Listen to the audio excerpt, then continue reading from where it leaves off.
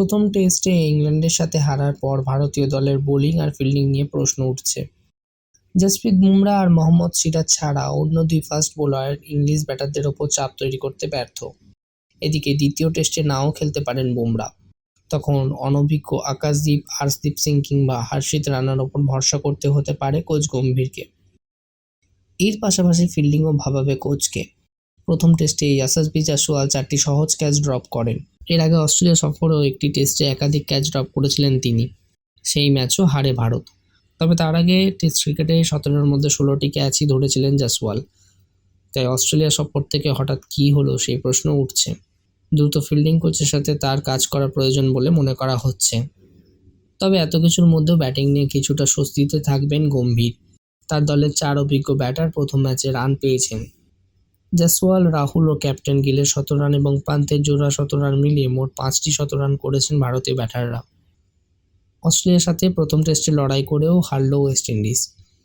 সিরিজের 5 উইকেট প্রথম ইনিংসে এগিয়ে দিলেও তার ফায়দা তুলতে পারেননি উইন্ডিজরা।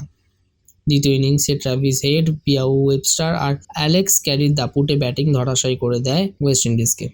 সামার জোসেফের 5 উইকেটেও বিফলে যায় এবং অজিদের বোলিংয়ের সামনে মুখ থুবড়ে পড়ে শাই হোপদের ব্যাটিং।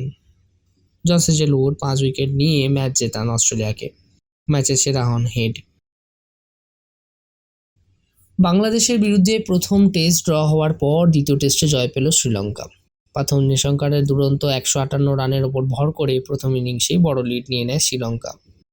তারপর প্রভাত জয়সূর্যের ঘূর্ণিতে শেষ হয় বাংলাদেশ ব্যাটিং।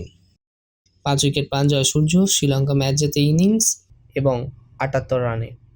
এই জয়ের সৌজন্যে সিরিজ জয়সহ ওয়ার্ল্ড টেস্ট চ্যাম্পিয়নশিপ 2027-এর টেবিলেও ইংল্যান্ড এবং অস্ট্রেলিয়ার পাশাপাশি এগিয়ে গেল লঙ্কা বাহিনী। ক্লাব ওয়ার্ল্ড কাপে জয়ের সরণিতে ফিরল বড় দলগুলো। PSG, man city, Chelsea, inter Milan, Bayern, Real Madrid সকলেই পৌঁছে গেছেন পরবর্তী রাউন্ডে। ম্যান সিটির আর্লিং হ্যালান্ড জুভেন্টাসের বিরুদ্ধে গোল করে নিজের ক্লাব ক্যারিয়ারে 300তম গোল করে ফেলেন। মাত্র 370 ম্যাচে এই কীর্তি করেন হ্যালান্ড, যা সবার চেয়ে দ্রুত। তিনি ভেঙে দেন কিলিয়ান এমবাপ্পের রেকর্ড। লিওনেল মেসির ইন্টার মায়ামিও ক্লাব ওয়ার্ল্ড কাপে দুরন্ত খেলছে। গ্রুপ স্টেজ থেকে কোয়ালিফাই করে এক অভিনব রেকর্ড বজায় রাখেন মেসি। তিনি ক্যারিয়ারে যেই টিমে হয়ে খেলেছেন তার টিম কখনো গ্রুপ স্টেজ থেকে ছিটকে যায়নি, অর্থাৎ সব ক্ষেত্রেই পরবর্তী রাউন্ডে তুলেছেন দলকে। এর পরবর্তী রাউন্ডে তারা মুখোমুখি হবে মেসিরই পুরনো ক্লাব পিএসজি। পিএসজির সাথে তার শীতল সম্পর্কের জেরে এই ম্যাচ নিয়ে উৎসাহিত সকল ফুটবল প্রেমী। এদিকে বার্সেলোনার নতুন 10 নম্বর হবেন মেসির উত্তরসূরি লামিন ইয়ামাল। আনসু ফাতি এই ট্রান্সফার উইন্ডোতেই ক্লাব ছাড়তে চলেছেন, তাই 10 নম্বর জার্সি খালি হয়ে যাচ্ছে। বার্সার তরফ থেকে জানানো হয় নতুন 10 নম্বর জার্সির মালিক হবেন ইয়ামাল।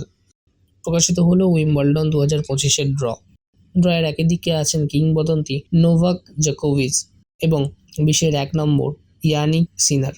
অর্থাৎ রোলার গারোর পর আবার সেমিফাইনালে মুখোমুখি হতে পারেন এই দুই তারকা। অন্যদিকে আছেন ডিফেন্ডিং চ্যাম্পিয়ন কার্লোস আলকারাস এবং 3 নম্বর বাছাই আলেকজান্ডার জেরেভ।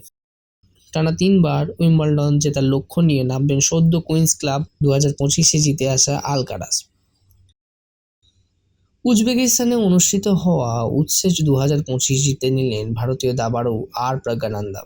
এই টুর্নামেন্টে জিতে বিশ্ব র্যাঙ্কিংয়ে 4 নম্বরে উঠে এলেন প্রাগ এবং ভারতীয়দের মধ্যে প্রথম স্থান অধিকার করলেন। পেছনে ফেলে দিলেন বর্তমান বিশ্ব চ্যাম্পিয়ন ডোমারা জুকুরকেসকে। সম্প্রতি ই স্পোর্টস ওয়ার্ল্ড কাপের জন্য ই স্পোর্টস সংস্থা টিম লিকুইড জয়েন করেছেন প্রাগ। টিম লিকুইডে তিনি সতীর্থ হিসেবে পাবেন বিশ্ব র্যাঙ্কিংয়ে যথাক্রমে প্রথম ও তৃতীয় স্থানে থাকা ম্যাগনাস কার্লসেন এবং ফাবিয়ানো ক্যারুয়ানাকে।